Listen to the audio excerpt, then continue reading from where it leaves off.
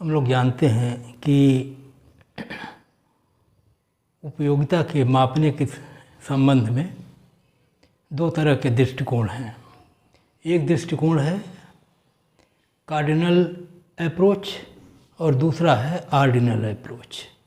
Cardinal approach संख्यावाचक दृष्टिकोण, ordinal approach क्रमवाचक दृष्टिकोण। हम लोग इसके पहले जब उपभोक्ता के व्यवहार का अध्ययन कर रहे थे तो एक विधि थी सीमांत उपयोगिता दृष्टिकोण, जिसको हम संख्यावाचक दृष्टिकोण कह रहे हैं।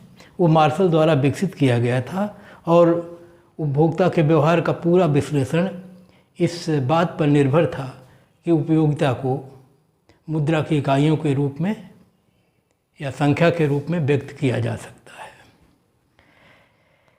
आलोचकों का कहना है कि ये व्यावहारिक नहीं है, क्योंकि उपयोगिता का जो विचार है वो व्यक्तिनिष्ठ है। इसे व्यक्ति महसूस करता है और उसको बताने का कोई मापक या सही मापन नहीं है, और मुद्रा के रूप में इसे बता पाना कठिन है या बताया नहीं जा सकता। और ये भी तर्क दिया गया कि यदि मुद्रा के रूप में इसे बताया भी जा सकता हो, जैसा कि मार्शल ने कहा था कि जितना मूल्य वह देने के लिए तैयार है, ये माना जा सकता है कि उतना उस वस्तु के लिए उसकी उपयोगिता है। तो ये कहा गया कि क्योंकि मुद्रा की अपनी सीमांत उपयोगिता, अर्थात मुद्रा का जो उपयोग है या मुद्रा की जो क्रय शक्ति है वो मूल्यों में परिवर्तन के कारण घटती बढ़ती रहती है, और हम अर्थशास्त्र की भाषा में कह सकते हैं कि मुद्रा की सीमांत उपयोगिता स्थिर नहीं रहती, और माप ऐसी वस्तु के रूप में होना चाहिए जिसमें स्थिरता हो। इस दृष्टिकोण से भी मुद्रा के रूप में उपयोगिता को मापना उचित नहीं है। एक दूसरा दृष्टिकोण जो डेवलप किया गया, जिसका नाम है क्रमवाचक दृष्टिकोण, और जिसके एक तरह से एलन और हिक्स दो अर्थशास्त्री हैं, उन लोगों ने ये बताने का प्रयास किया कि उपयोगिता व्यक्तिनिष्ठ है, ये हम महसूस कर सकते हैं। हम दो वस्तुओं के संदर्भ में या किसी वस्तु की दो इकाइयों के संदर्भ में ये बताने में सक्षम हो सकते हैं कि एक वस्तु की तुलना में दूसरी वस्तु उन्हें अच्छी लग रही है या खराब लग रही है या एक जैसी लग रही है, बिना मापे हुए। ये बिना मापे हुए मतलब बिना मुद्रा के रूप में मापे हुए ये करना संभव है कि दो वस्तु या तीन वस्तु या विभिन्न वस्तुओं के उपयोगिताओं को हम क्रम के रूप में रख सकते हैं, बता सकते हैं किससे ज़्यादा किससे कम है, लेकिन ये नहीं बता सकते कि इससे हमको कितनी उपयोगिता मिली, और न तो मापने की कोई इकाई है और न तो मुद्रा के रूप में मापना उचित होगा। तो जो दूसरा दृष्टिकोण है इसे हम लोग कहते हैं उपयोगिता के मापने का क्रमवाचक दृष्टिकोण, ऑर्डिनल अप्रोच। और इस ऑर्डिनल अप्रोच में यही कहते हैं कि उपभोक्ता वस्तु से मिलने वाली उपयोगिता के क्रम को बता सकता है। कितनी उपयोगिता मिली न तो इसे बताया जा सकता, और न इसको व्यक्त करने का जो माध्यम है वो मुद्रा को नहीं माना जाना चाहिए। तो हम ये देखने का प्रयास करें कि, और इस क्रमवाचक विश्लेषण को समझाने के लिए या उपभोक्ता के व्यवहार के समझाने के लिए उन्होंने एक वक्र का प्रयोग किया, और वो एक ऐसा वक्र था जिसमें ये मान के चला जाता है कि उपभोक्ता दो वस्तुओं का उपभोग करता है, और दो वस्तुओं को दिखाने वाला कोई वक्र है जिसमें उसका कोई भी बिंदु एक ऐसे कॉम्बिनेशन को दिखाएगा, संयोग को दिखाएगा, जिसमें दोनों वस्तुओं की कुछ न कुछ मात्राएं रहेंगी। तो इस वक्र का नाम कहा गया इंडिफरेंस कर्व। अभी हम लोग देख लेंगे कि इसको ऐसा नाम क्यों दिया गया और ये कर्व होता कैसा है। तो पहले बात तो यह है कि इंडिफरेंस कर्व है क्या, इसके जानने के पहले कुछ मान्यताओं को हम यहाँ उसके पीछे जो धारणाएं उन्होंने मानी है वो बता दें। वो वैसे ही हैं जैसे अन्य सभी में होती हैं। पहली मान्यता होगी उपभोक्ता विवेकशील है। विवेकशीलता का अर्थ अब तक हम लोग अच्छी तरह जान जा चुके हैं कि उपभोक्ता अपनी पसंद को जानता है। उपभोक्ता अपने बारे में जो निर्णय लेता है वो सर्वोत्तम निर्णय होता है। उपभोक्ता को अपने बारे में और बाज़ार का पूरा ज्ञान है और विभिन्न वस्तुओं की जब वो इकाइयाँ उसको लेनी हो तो उन इकाइयों या उन संयोगों का वो चयन या वर्ण करेगा जो उसे अधिक से अधिक संतुष्टि प्रदान करेगी। दो संयोगों में या दो वस्तुओं में यदि उन्हें चुनाव करना होगा तो किसी वस्तु को तभी चुनेगा जब वो दूसरी की तुलना में अच्छी हो या कम से कम उसके बराबर हो। उससे अगर वो कम होगी तो उसका वो उपयोग चयन नहीं करेगा। तो इस दृष्टि से वो सदैव अपने लाभ को, संतुष्टि को अधिकतम करने का प्रयास करेगा। ये उपभोक्ता की विवेकशीलता के कुछ लक्षण हैं। डिटेल तो अलग से बताए जा सकते हैं। फिर उसने माना कि उपभोक्ता केवल दो ही वस्तुओं का उपभोग करता है और ये इसलिए माना गया क्योंकि दो वस्तुओं को दिखाना और समझाना थोड़ा आसान है। वस्तुओं की संख्या बढ़ाने से इसे बताना समझाना कठिन हो जाएगा और फिर बहुत ज़्यादा मैथमेटिकल इसमें टूल्स के उपयोग होंगे जो सामान्य लोगों की समझ के परे होंगे। तो विवेकशील है, दो वस्तुओं का उपयोग करता है। और तीसरा माना कि उपयोगिता को हम क्रम के रूप में मापने में समर्थ हैं, अर्थात दो संयोगों या दो वस्तुओं से मिलने वाली उपयोगिताओं के संदर्भ में उपभोक्ता उनको बता सकता है कि कौन अच्छी है, कौन अच्छी उससे कम है। और ऐसा भी हो सकता है कि दो संयोग अगर उसको बराबर लगें तो कह सकता है कि दोनों बराबर हैं। अर्थात वो बताएगा ए बी से अच्छी है या ए बी से ख़राब है या ए और बी दोनों बराबर हैं, इतना वो बताएगा। ये नहीं बता पाएगा कि उससे कितनी उसको उपयोगिता मिलती है। विवेकशीलता के संदर्भ में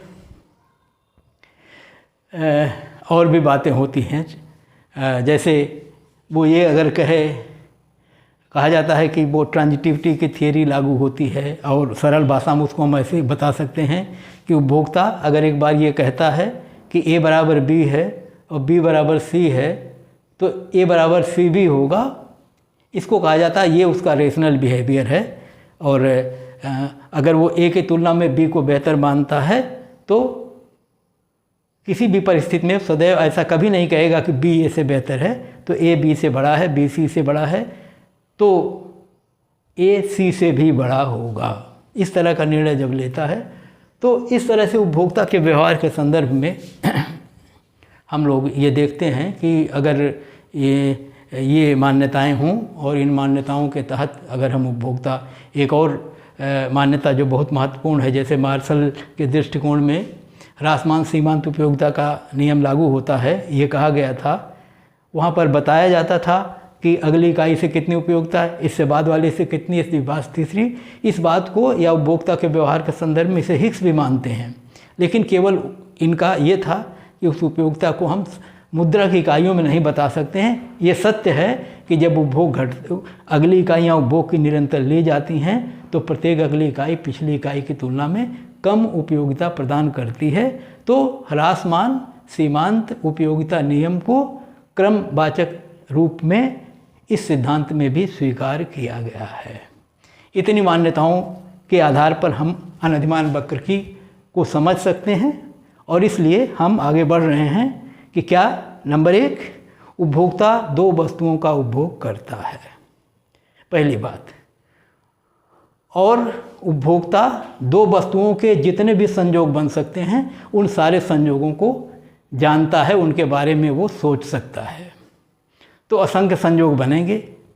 उन संयोगों में कुछ संयोग एक जैसे होंगे, कुछ संयोग एक जैसे नहीं होंगे और अगर एक जैसे नहीं होंगे तो एक संयोग दूसरे से अच्छा या बुरा होगा। और इस आधार पर उन्होंने कहा कि अगर हम ये दो अक्ष दिखाते हैं, एक अक्ष पर हम x वस्तु दिखा दें, हम जानते हैं यहाँ हम x लिखते हैं, यहाँ y लिखते हैं, यहाँ पर y, और इस पर y वस्तु दिखा दें तो कोई भी बिंदु यहाँ अगर हम लगा देंगे तो इसका मतलब ये हुआ कि इतनी y और इतना x, मतलब ये x की ये मात्रा, y की ये मात्रा, और इस बिंदु का मतलब हुआ कि A एक ऐसा बिंदु है जो y के संयोग को दिखाता है, उसकी मात्रा O से लेकर y1 तक, क्योंकि ये अगर हम शून्य माने तो इसको सीधे y1 कह सकते हैं, और x की मात्रा है x1। अगर कोई दूसरा एक और संयोग ले ले और मान लीजिए ये संयोग ऐसे हो, इसकी मात्रा हो x2, इसकी मात्रा हो y2। अगर एक संयोग और कहीं हो और उसकी मात्रा ये हो y3, तो ये C संयोग है, ये B संयोग है। और अब मैं बताऊं कि अगर उपभोक्ता के लिए जितनी संतुष्टि A संयोग देता है, उतनी ही संतुष्टि B संयोग भी देता हो, उतनी ही संतुष्टि C संयोग भी देता हो, और भी तमाम ऐसे संयोग हों जो A के बराबर हों, B के बराबर हों, उन सारे संयोगों को अगर हम मिला के एक वक्र बना दें तो वो वक्र बन जाएगा। तो अभी हमने 3 संयोगों के आधार पर अगर इनको मिलाएं ऐसे कुछ ऐसे, तो हम कह रहे हैं एक वक्र बनेगा। इस वक्र को जहाँ से जहाँ तक बनाया है, उसके प्रत्येक बिंदु पर जितने बिंदु रखे जा सकते हैं सब एक संयोग को दिखा रहे हैं, और वे सभी संयोग बिल्कुल उपभोक्ता के लिए एक जैसे हैं। अभी ऐसे मान लें और उसके बाद हम बहुत अच्छी तरह से इसको देखेंगे कैसे होगा ये। तो इसका मतलब हुआ एक संयोग ये है, एक संयोग ये है, एक संयोग ये है, और ये सारे संयोग एक जैसे हैं, और एक जैसे जितने भी संयोग हैं उनको अगर हम मिला दें तो एक वक्र बनेगा। और इसी वक्र को उन्होंने नाम दे दिया इंडिफरेंस कर्व। अब क्यों? एक लीजिए, मान लीजिए अनधिमान वक्र ये है, IC लिखेंगे, इंडिफरेंस कर्व। ये वक्र है, इस पर एक संयोग है A का मतलब y की मात्रा है y1, x की मात्रा है x1। यहाँ जो हम A संयोग कहते हैं तो इसका मतलब हो कुछ y की मात्रा है, कुछ x की मात्रा है। जब B संयोग कहते हैं तो कुछ y की मात्रा, कुछ x की, लेकिन उससे अलग है जो A पे थी, लेकिन उपभोक्ता को जो उससे संतुष्टि मिलेगी जितनी A से मिलती है उतनी B संयोग से ही भी मिलती है। तो अब अगर उपभोक्ता से आप ये पूछें, अगर वो ये कह रहा है कि A बराबर B है, तो और अब आप उपभोक्ता से ये पूछें कि अगर आपको एक ही संयोग लेना हो तो आप A लेंगे या B लेंगे, क्योंकि उपभोक्ता के लिए दोनों बिल्कुल एक जैसे हैं। कहने का मतलब दोनों के बीच वो अंतर करने में असमर्थ है, और जब अंतर नहीं कर पाएगा तब सोचता रहेगा A ले लें कि B लें, A लें कि B लें, A लें कि B लें, और बहुत जब अगर वो निर्णय भी लेगा तो कहेगा कोई भी दे दो। क्यों? क्योंकि दोनों के बीच वो अंतर नहीं कर पा रहा है। वही स्थिति C के बारे में होगी, वही स्थिति इस वक्र पर जितने संयोग होंगे सबके बारे में होगी। कहने का अर्थ हुआ कि इंडिफरेंस कर्व पर जितने भी संयोग प्रदर्शित हो सकते हैं उन संयोगों के प्रति उपभोक्ता डिफरेंस नहीं कर पाता, और डिफरेंस न कर पाने का उल्टा होगा इनडिफरेंट है, अर्थात वो दो संयोगों के प्रति अंतर करने में असमर्थ है। तो एक ऐसा वक्र है जिसके विभिन्न संयोगों के प्रति उपभोक्ता अंतर नहीं कर पाता, डिफरेंस नहीं कर पाता, इसलिए हम कहते हैं वो कर्व इनडिफरेंस है। एक ऐसा कर्व है जिसके विभिन्न संयोगों के बीच उपभोक्ता अंतर नहीं कर पाता। दूसरे एक और हिंदी हम आपको बताएं, एक होता है उपभोक्ता का अधिमानता। अधिमानता का मतलब प्रेफरेंस, मतलब अपनी पसंद को बताना। तो A और B में से अगर कहा जाए कि आप अपनी पसंद बताइए, हिंदी में थोड़ा अच्छी हिंदी में उसको अधिमानता कहते हैं, अधिमान कहते हैं। अपनी अधिमानता आप बताइए कौन से लेंगे, और वो बता नहीं पाता तो कहता है वो अधिमानता को व्यक्त करने में असमर्थ है, और इसको कह दिया गया अनधिमान। अपने अधिमान को व्यक्त न कर पाना अनधिमान है। और जो वक्र इस चीज़ को दिखाता है कि उपभोक्ता अपनी अधिमानता को इस वक्र के किसी संयोग के प्रति व्यक्त करने में असमर्थ है, उसको हम कहेंगे ऐसा वक्र जो जिस पर अपनी अधिमानता को नहीं बता पाता, वो है अनधिमान वक्र। तो हो गया अनधिमान वक्र। तो चाहे हम उसको अंग्रेजी में इंडिफरेंस कहते हैं, हिंदी में अनधिमान वक्र कहते हैं।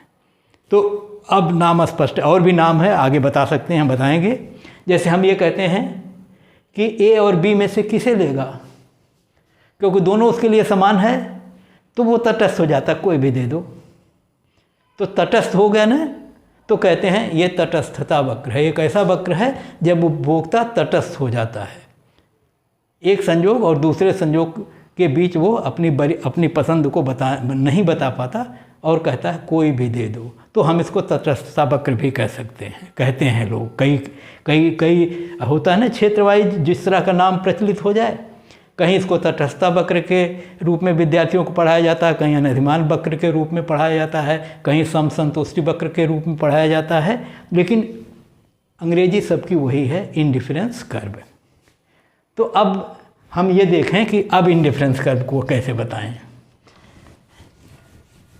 तो इंडिफरेंस कर्व ये आप प्रैक्टिस करेंगे और चाहें तो ऐसे बन जाना चाहिए, मतलब इस तरह का अगर देखिए ये बना ऐसे, इसी तरह का ये वक्र बनता है, और इस रूप में अगर आप इसको दिखाना चाहें ऐसे, तो अब जब बनाएंगे तो बिल्कुल स्पष्ट दिखेगा।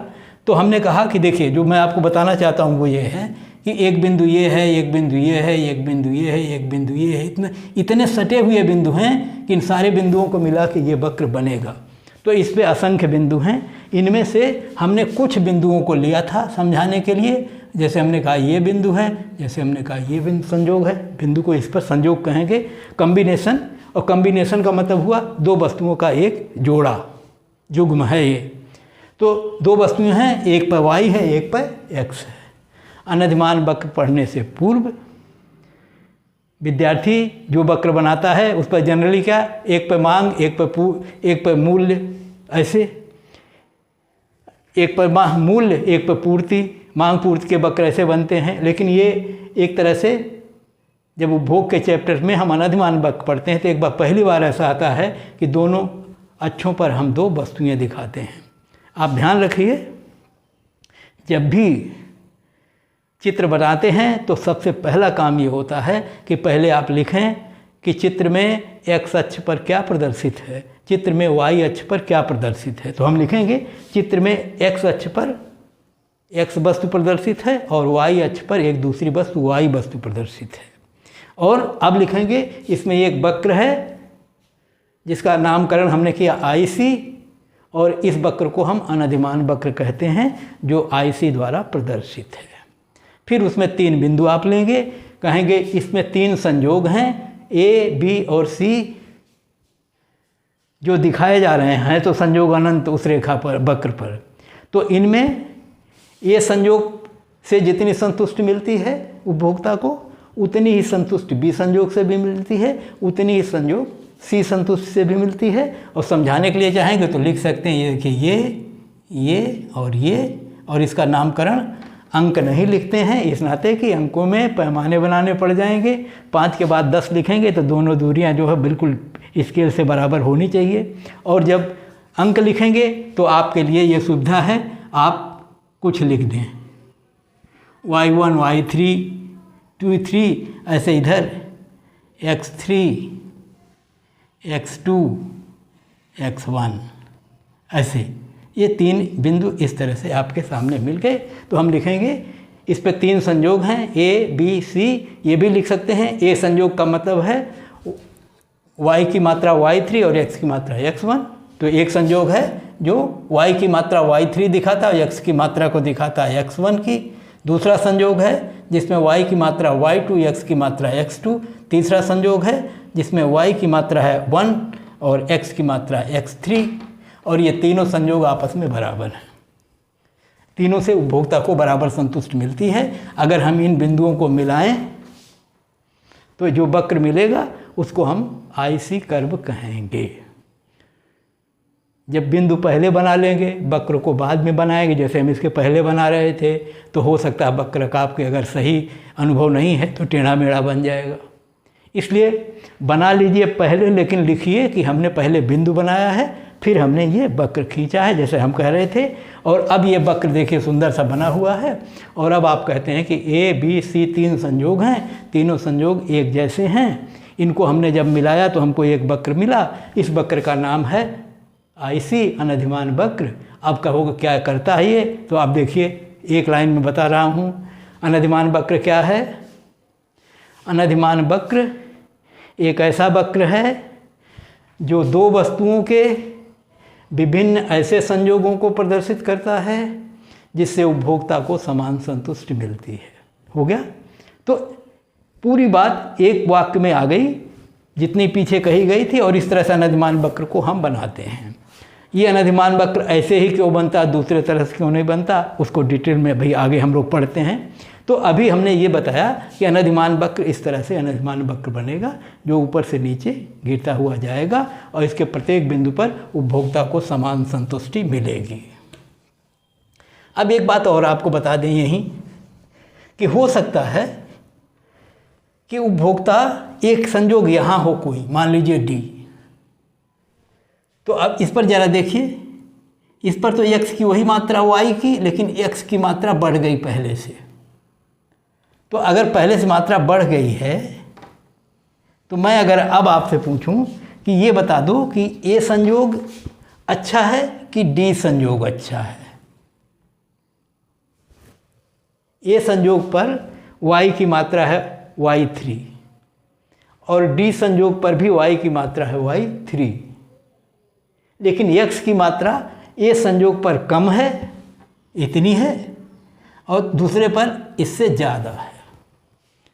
अब आपसे कोई पूछे कि कौन इसमें अच्छा है या दोनों बराबर हैं, तो स्पष्टतः हम कहेंगे कि ए पर और डी पर, दोनों पर y की मात्रा तो पहले जैसी है, बराबर है, लेकिन डी पर x की मात्रा बढ़ जाती है। और हमने कहा है कि उपभोक्ता विवेकशील है। विवेकशीलता का मतलब हुआ कि वह वस्तुओं का उपभोग तभी करता है जब उसे वो लाभ पहुंचाती हैं। तो इसका मतलब अगर वो इतनी ज़्यादा वस्तुएं उपभोग कर रहा है तो निश्चित तौर पर उससे पहले तुलना में ज़्यादा लाभ मिल रहा है, इस नाते संतुष्टि का स्तर इस पे हो जाएगा ज़्यादा। तो ये वक्र ये अलग हुआ। लेकिन अगर डी के बराबर कुछ और संयोग हों, जैसे एक संयोग ई हो, एक संयोग एफ हो, ये तीनों बराबर हैं लेकिन ए और डी बराबर नहीं हैं, तो इसका मतलब है इन तीनों के बराबर पर भी एक वक्र ऐसे मिल के खींचेंगे तो एक दूसरा वक्र बन जाएगा। और जब दो वक्र बनाएंगे तब नाम लिखना पड़ेगा, एक नंबर 1 है, एक नंबर 2 है। इसका मेरे कहने का मतलब ये है कि इस तरह से एक ही कई अनधिमान वक्र या असंख्य अनधिमान वक्र उपभोक्ताओं के खींचे जा सकते हैं, लेकिन उनमें से हम कुछ वक्रों को दिखाते हैं, 1 2 3 अपनी बातों को समझने समझाने के लिए। तो अन्यथा तो वक्र ऐसे ऐसे अगर हम खींचने लगें तो एक वक्र दूसरे को छू जाएंगे और सब बोर्ड, हमारा बोर्ड पूरा काला हो जाएगा, एक वक्र भी दिखाई नहीं पड़ेगा। तो मेरे कहने का मतलब है ये तमाम असंख्य संयोग हैं और उन असंख्य संयोगों को मिला के बराबर बराबर दिखाने वाले असंख्य वक्र बनेंगे। उनमें से अगर कुछ वक्र हम खींचें तो एक वक्र नीचे होगा, एक वक्र उसके ऊपर होगा, कोई वक्र और नीचे होगा, कोई वक्र और ऊपर होगा। तो इस तरह से अनधिमान वक्रों का एक पूरा समूह या बहुत परिवार की संकल्पना उपभोक्ता के मस्तिष्क में हो सकती है, बन सकती है। ऐसा मान के चल रहे हैं हिग्स कि इस तरह से उपभोक्ता कर सकता है, सोच सकता है, एक मैपिंग अपने दिमाग में दो वस्तुओं के प्रति वो कर सकता है। और फिलहाल अगर ऐसा कर सकता, अभी हम लोग मान के चलते हों, तो अनधिमान वक्र को इस रूप में खींचा जा सकता है।